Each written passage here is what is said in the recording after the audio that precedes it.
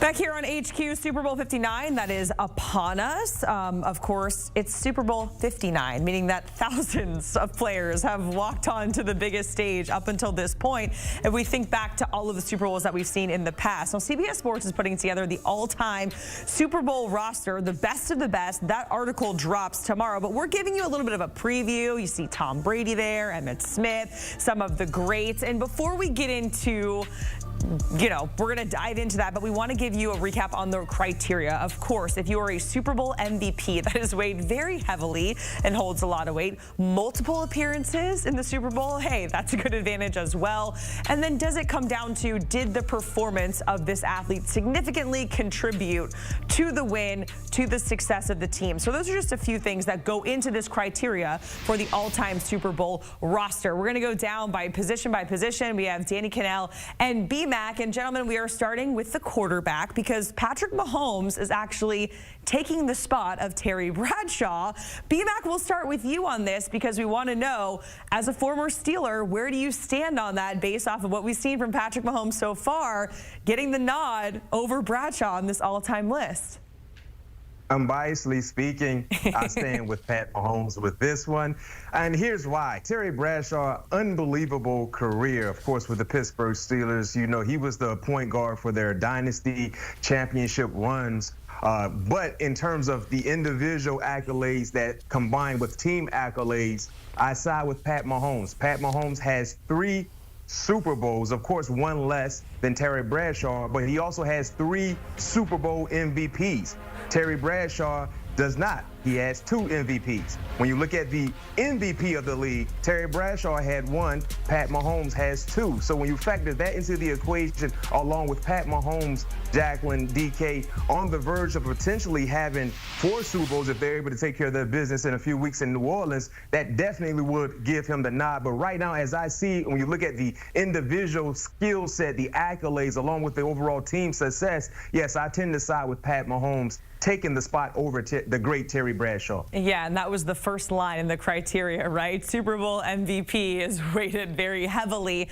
Danny, a question, because this is just an ongoing conversation, right, with Patrick Mahomes. Is he better than Tom Brady? Is he in that same level? In your opinion, has he gotten to that level of a Joe Montana and a Tom Brady, or is it going to take a three-peat for him to get there or surpass that in your mind? Oh, he's already in this conversation very clearly. And if he wins this one, it puts him at the same number of Super Bowls as Montana. And I know Montana was near perfect in his Super Bowls that he played in, but you also have to consider at what age Patrick Mahomes is doing this. I mean, this would be his 4th in just his 9th year. For perspective, it took Tom Brady 14 to get his 4th.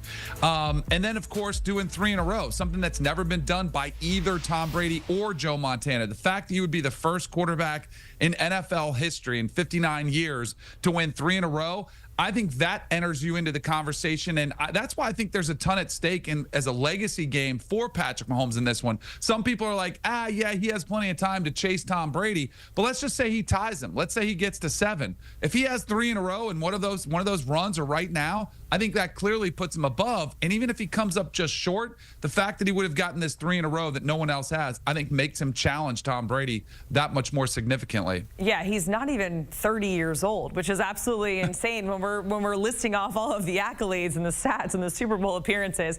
He's not even 30. All right, let's go to the tight ends. Of course, we're talking about Gronk and Travis Kelce here. So a lot of these positions, there's only one starter. Danny, we'll start with you. Who do you give the slight edge to? Who would be your starter out of both of these guys? This is really a tough one. And I mean, of course, all these debates I think are going to be pretty tough because you're talking about 2 of the greatest to ever play the position. I would give it to Travis Kelce. Maybe call me a little bit more of a recency bias. Maybe I'm guilty of that. But I do think this run that he's had has been pretty remarkable. And I think of a little bit more athletic, Gronk, a little bit more power. And you think of Gronk was a little bit more like a guy that just uses his size and his specimen to kind of overpower the teammates, where Kelce, I do think, is a little bit more of a route runner, a little bit smoother, a little bit more agile on his feet. Both of them have been phenomenal. And then you start looking at some of the numbers and you start seeing Travis Kelce, more reception yards per game, more receptions per game. And then, of course, Gronk has the more receiving touchdowns. But it's only a matter of time. And maybe this is a big game for Travis Kelce where he closes that gap even more. But I would give the slight edge to Travis Kelce ever so slightly. Yeah, I'm right there with you. I think if you wanted to give the edge to Rob Gronkowski, I think that's legit as well. But just into everything you mentioned, especially when you look at what Travis Kelce has done in postseason play, this graphic alone should end this conversation. The only individual that has more receiving yards in postseason play, which is the most critical, impactful moments in a regular season, in a football season, is the great Jerry Rice. And we consider Jerry Rice not just to be the GOAT at the wide receiver position. We consider him one of the best GOATs to ever lace up his cleats in the National Football League. And Travis Kelce is right there in terms of receiving yards in postseason play. And if he continues to play to the level in which he's done and just continues to go keep his cleats laced up, he will surpass the great Jerry Rice. So just that meaningful stat right there alone, like I said, I'm okay if someone said Gronkowski, but for me personally, I'm right there with you, DK. Give me Travis Kelce, just solely about what he's done and how dominant he's been in playoff football. So the receiving yards and postseason play graphic, it was kind of foreshadowing for this next one because Travis was sandwiched right in between Jerry Rice and Julian Edelman. And those are the two guys we're talking about here at the receiver position. And guys, we were having this conversation in the newsroom, like who is more of a gamer, who is, consistently the GOAT versus showing up in the big moments in the Super Bowl all the time. I don't know. It's like they both check all the boxes, but BMAC, they're very, very different. Walk us through the differences and who you ultimately lean towards in terms of, giving the edge to. You're looking at me like I'm crazy. Yes, you should be. Edelman and Rice. You don't want to make the case for Julian Edelman? I can't. I mean, I'll say this in terms of expectations for Julian Edelman to come into the league, still trying to figure things out. No one expected Julian Edelman to become the player that he became, right? So clearly he exceeded the expectations and he did more with less in terms of what was viewed on him in his career. But of course, you got to go Jerry Rice, man. Jerry Rice is Jerry Rice. Some of the numbers that we've seen from Jerry Rice, they may never be matched outside of the postseason receiving yard stat. Everything else, Jerry Rice is just one of the best professionals to ever do it in any sport, in my opinion, because of the longevity in which he sustained in terms of being productive, not to mention how dominant he was as well. Because Jerry Rice was a made man with Joe Montana. When Joe left, guess what? Steve Young was outstanding because he was throwing to Jerry Rice. So when you look at the quarterbacks that he played with, it was more about who they were throwing the football to. Because we felt like it would be a drop-off when Joe Montana left San Francisco, but we didn't know that Jerry Rice was that good to make Steve Young look just as good as Joe Montana. So, I mean, in terms of Julian Edelman just being in this conversation, no question, a great career for him, but you can throw Julian Edelman's name in, whoever other name you want to throw into this conversation, and every barbershop discussion would say Jerry Rice. Yeah, it's not even close. I'd love to know which of those young bucks in the, at the office walking around there were trying to make the case for Julian Edelman, and they like to put him in their place. Maybe saying he was an accumulator, he was longer term.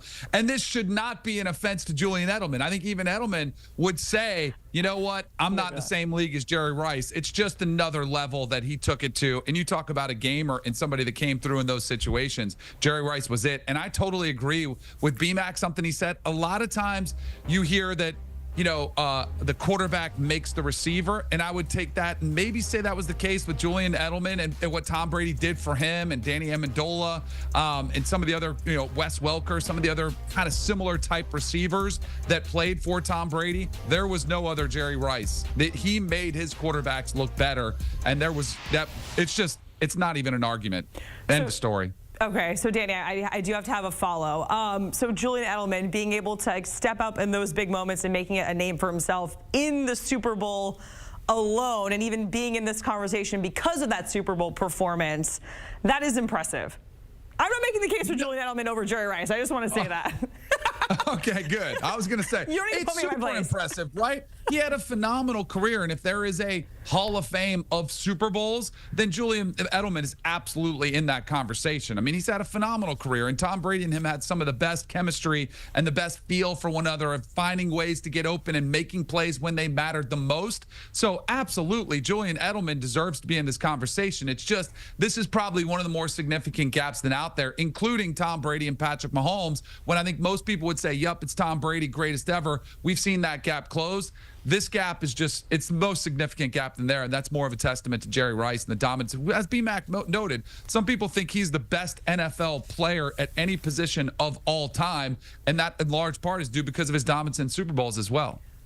Yeah, so with some of these positions, we have, of course, like one starter, a backup, and some depth. Of course, when it comes to the defense, there are multiple starters. And, of course, Ray Lewis, Ed Reed, we have those guys as starters. And it's a unique situation, gentlemen, where it's guys from the same team, the same era that are starting on this list. And B-Mac, I know that 2012 team, the defense is respected. It was scary, but it is kind of crazy when we think back to that. Like, I don't know if that gap is closing at all. Like, they are the greats for a reason, and I feel like if we make this list time and time again, they're going to be on it as starters.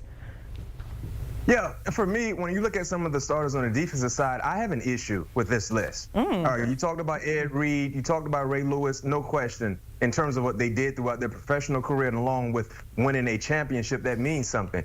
But where's Rod Woodson? When you look at defensive backs, you have to have Rod Woodson named in that conversation as one of the greatest to ever do it at the defensive back position. And he won a championship with the aforementioned Baltimore Ravens. Not the same team, but the earlier Raven team that won a championship. But Rod Woodson didn't make the list. That's my issue, because I think Rod Woodson, when you look at his ability to be a dominant cornerback, a lockdown for sure CB1, and then he made the transition to the back end to be an opportunistic, consistent safety that led to a championship run with that great Baltimore Raven team, and he didn't make the list. I have an issue with that, because I feel like, number one, DK, if you had to put your 4 best secondary mates in a lineup in the history of the game, if you want to add a 5th to have a nickel, I believe Rod Woodson would be in that list, hands down. But for some reason, he wasn't good enough to make the all-time Super Bowl roster. That's my biggest issue. And I'm good friends with Rod Woodson, and I'm going to send him a text and let him know that someone at CBS didn't have him on their all-time Super Bowl list. All right, now I'm kind of nervous what I'm going to say. I don't want us to get back to Woodson, so he's upset at me. But I as somebody who played against this Ravens defense, and true story, I threw an interception to both Ray Lewis and Ed Reed in the same game, because if I was going to throw the ball, I wasn't going to get cheated. I was going to try to throw it against the best, and they made me look foolish. That's probably why I didn't play much longer after that. But this defense goes down as one of the best ever in the history of the sport. I think that's why they are getting so much credit, and the dominance which they displayed over the majority of their careers, including in the Super Bowl, shutting down that Colin Kaepernick-led offense, which, if you remember what they did in the NFC Championship, getting to that game when Colin Kaepernick was running wild over that Green Bay Packer defense. I think all of that kind of comes together in what made this Baltimore Ravens defense so good. And you're talking about a couple all-time greats, but much like all these conversations, except for the Jerry Rice Edelman one, these are margins that are super tight.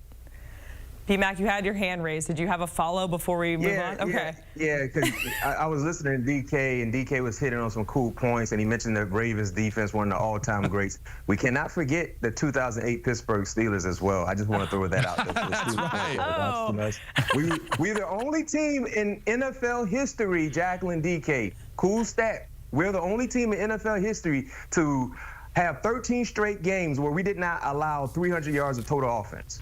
13 straight opponents. I just want to throw that out there, just in case. You don't say, in case we forgot it. So, B-Mac, I know you kind of ran us down some of your notable snubs. Chris Jones, that is one on there that our producer added in as well. And this is a guy in a unique situation who has an opportunity to maybe get off of the snub list and get onto this list in the future. But, Danny, should he be on the all-time Super Bowl roster, or is he, left off, I don't know, for a good reason?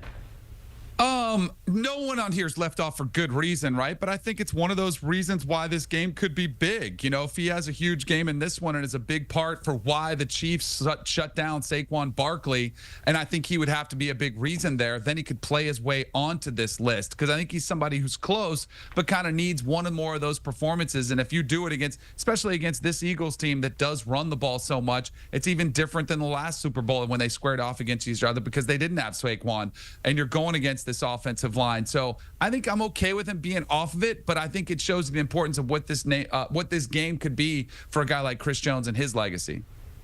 And then when you think about some of the names that are currently on this list at the D-line spots, you know, you have Aaron Donald, Alan Page, Bruce Smith, Reggie White, Mean Joe Green. Where do you find a spot to put Chris Jones? You know, those are prominent names, Hall of Famers. And not saying that Chris Jones won't get into Canton when it's all said and done, but I think adding one more Super Bowl to his arsenal, to his resume, will definitely do wonders in moving forward when you look at this list being created year in and year out. But right now, it's kind of hard because I just named some legendary, great defenders that put their hand in the dirt, and they were terrors to opposing offensive linemen and to opposing quarterbacks. B-Mac, Danny, we certainly appreciate it. And again, just a reminder, this article drops on CBS Sports tomorrow, going down the all-time Super Bowl roster. And speaking of B-Mac, we are sending him to New Orleans, part of our crew of our coverage ahead of the Super Bowl. Kyle Long, Katie Mox, Jonathan Jones, starting February 5th, getting you up to date with storylines and everything previewing Super Bowl 59 out in NOLA.